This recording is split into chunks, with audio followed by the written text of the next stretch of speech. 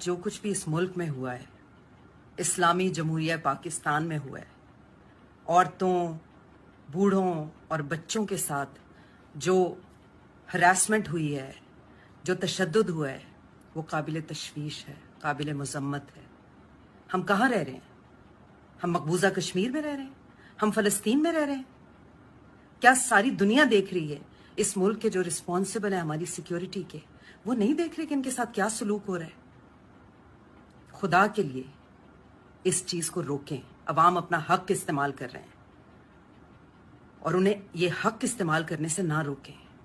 یہ ہر نیشن کا حق ہے کہ وہ اپنی مرضی کا لیڈر چنے through proper and fair elections. ہم بھی یہی حق ڈیمانڈ کر رہے ہیں اپنا۔ تو ہمارے ساتھ یہ سلوک ہوگا؟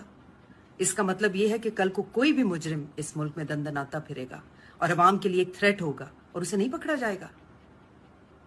سوچیں۔